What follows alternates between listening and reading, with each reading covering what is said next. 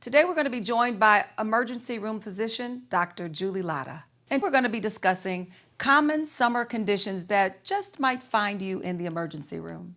Hello, Dr. Lata. Hi. Thanks for joining us. Thanks for having me. So tell us about what you do. I'm an emergency medicine physician at McLaren Macomb, located in Mount Clemens, Michigan. Okay. And emergency medical physician, so you have to know a lot of stuff. So warmer temperatures are approaching, which Hopefully is great. soon. Yes, hopefully it'll stay around. And so I'm curious, do you see different kinds of illnesses in the emergency room during the summertime than other times of year? We absolutely do. Okay. We tend to see more traumatic related events in the summer. Okay. I think just because people are more active, they want to enjoy the limited time of nice weather that we get in Michigan. So a lot of times we'll end up seeing more motor vehicle accidents. With our proximity, particularly to our hospital, we'll tend to see some boating-related accidents as well. Okay. Unfortunately, we also get a lot of exposure to drowning-type events and victims. But in addition to traumatic-related things, we'll tend to see a lot of environmental-related issues as well. Some of them can be related to heat stroke, which typically occurs secondary to just getting really, really hot. Mm-hmm. So, And do you see that more in children or seniors or a little bit of both? there's extremes of age is what we consider it. So usually the elderly, which would be considered, a lot of people aren't going to like this, but over the age of 65.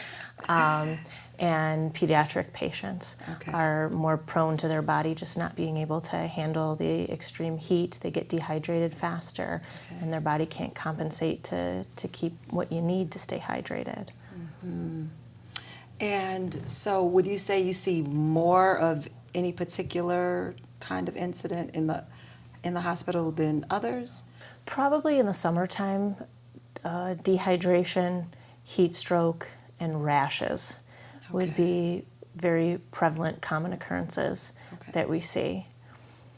And a lot of them are just because people are outside trying to enjoy the weather, Yes. which we definitely want them to do. Getting exercise is certainly of utmost importance, but making sure that you're doing the appropriate things while you're outside as well. So wearing sunblock is super important. We see a lot of people come in with bad sunburn. Mm-hmm. When you do that, it also can lead to dehydration because your body doesn't have the water supply that it needs.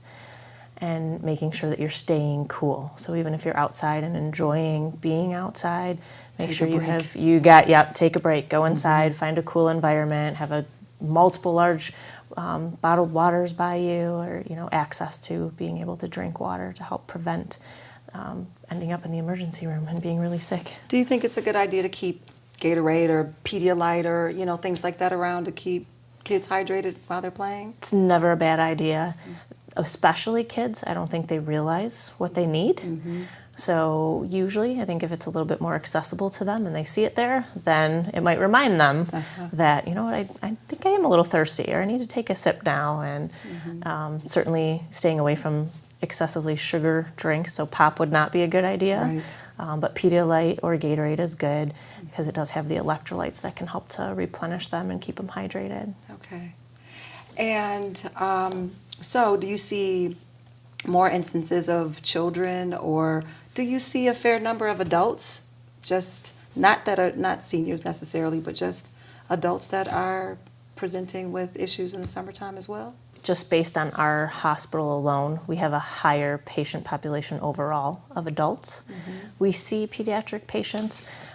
Probably about 20% of our patient population is pediatric-related cases. Okay.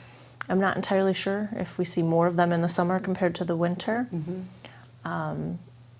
But we will still tend to see more adults in the summer than we will kids. Okay. I remember being a kid and hearing things like, if you bump your head, don't go to sleep right away, stay up so we can monitor you. If a bump develops on your head from a bump and fall, then it's time for us to go to the hospital and get it checked out. Are there guidelines like that parents and patients should know about to help them decide it's time for me to go to the emergency room, or I can take care of this at home? Whenever there's a head injury with anybody, whether it's an adult or a kid, it's very case specific. There's no two circumstances that are the same. There are definitely guidelines, especially specific to kids with head injuries, that we evaluate from a physician standpoint. But I still think if there's any concern, it would probably be best to be seen by a physician, since each case has different factors that could change the way we evaluate them. And it's better to be safe than sorry. Absolutely. Yes. When it comes to rash-related things like we were discussing previously, rashes, sometimes they can begin in one area, but if they start to progress and involve larger areas of the body, so maybe it originally started on the hand or on the arm, and now we're noticing it's on the chest and on the entire abdomen.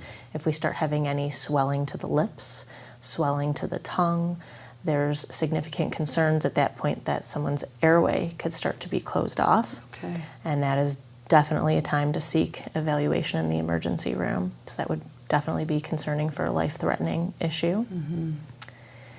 With kids and head injuries, or any adult in head injury, if anybody's on any kind of blood thinning medication, we always get concerned. Okay. Even something simple as aspirin, a lot of times people don't realize it's a great medication that protects the heart. It protects the heart because it thins your blood. So if you fall downstairs and bump your head and you think it's just a simple bruise, it might be more than a simple bruise.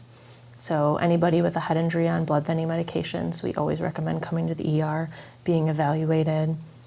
Any head injuries with a loss of consciousness is more concerning.